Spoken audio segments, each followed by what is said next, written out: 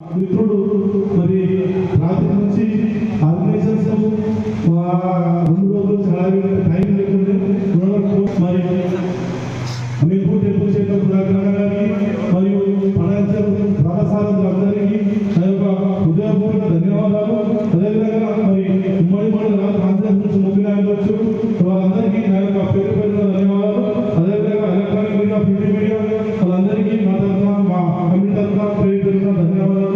మరి ఇందాక చెప్పినట్టు మరి మా చైర్మన్ చెప్పినట్టు ఖచ్చితంగా మిమ్మల్ని కలుపుకొని మరి ఆలయ అభివృద్ధిలో ఖచ్చితంగా మీ సలహాలు సూచనలు తీసుకొని ఖచ్చితంగా ఆలయ అభివృద్ధికి మీ కృషిని ఖచ్చితంగా కావాలి. ఖచ్చితంగా కలుపుకొని పోతాం. మాకు మేము కానీ మా పాలకులు కానీ ఖచ్చితంగా కలుపుకొని పోయి ముందు తీసుకోవాలి. డెవలప్మెంట్ విషయంలో మనం ఎక్కువ ముందు కానీ మేము ఖచ్చితంగా ముందు తీసుకుని పోతామని చెప్పేసి, ఎందుకంటే ఇంత చిన్న వయసులో మరి నాకు దేవుని సేవ చేసుకునే భాగ్యం దొరకడం అదృష్టంగా భావిస్తున్నాను. ఎందుకంటే నేను అనుకోలేని చేయగలిగితే మరి నా ఈ చిన్న వయసులో చేయడం కావడం మీరంతా సహకరించడం హృదయపూర్వక ధన్యవాదాలు చెప్తున్నాను ప్రత్యేకంగా కడుతున్నాను గారికి. ఎందుకంటే ఇక మనం ఈ భాగ్యం దొరకాలంటే సర్పంచ్ చెప్పేసేమో దేవదేశం సాధ్యం దొరకదు కాబట్టి ప్రత్యేకంగా కృతజ్ఞత చెప్తున్నాను.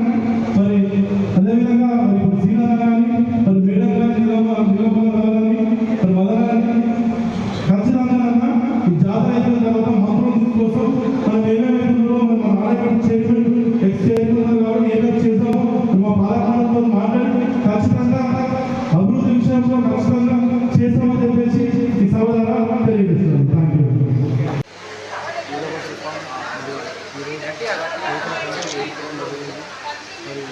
ముందుగా మా కమిటీ డైరెక్టర్లకు ప్రత్యేకంగా నా యొక్క హృదయపూర్వక నమస్కారాలు. ఎందుకంటే ఏకగ్రీవంగా తమ చైర్మన్గా చేయడం వాళ్ళు చేయడం నేను ప్రత్యేకంగా ధన్యవాదాలు. మరి అదేవిధంగా మరి గతంలో ఎంపీ ఎలక్షన్ ముందు ఎలక్షన్ రావడం జరిగింది. మరి నోటిఫికేషన్ క్యాన్సల్ అయిపోయింది. మరి నూతనంగా మన నోటిఫికేషన్ వచ్చింది. మరి కమిటీ ఇవ్వడం జరిగింది. మరి ఆదాయ అభివృద్ధి విషయంలో ఖచ్చితంగా మరి 19 తారీఖు నుంచి బ్రహ్మోత్సవం స్టార్ట్ అవుతుంది. మరి బ్రహ్మోత్సవం తర్వాత మరి గతంలో చేసుకున్న ఆలయ చైర్మన్స్ కానివ్వండి, లోకల్ లీడర్స్ కానివ్వండి, మరి మా పాలక మండలి మరి బ్రహ్మోత్సవం తర్వాత మరి ఏమేమి చేయాలి, గోపురమా మరి లేకపోతే రూమ్సా మరి ఇతర ఏ అవసరాలు అయితే ఉందో ఖచ్చితంగా మరి ఈ ఆలయ అభివృద్ధి ఖచ్చితంగా కృషి చేస్తామని చెప్పేసి నమస్కారం.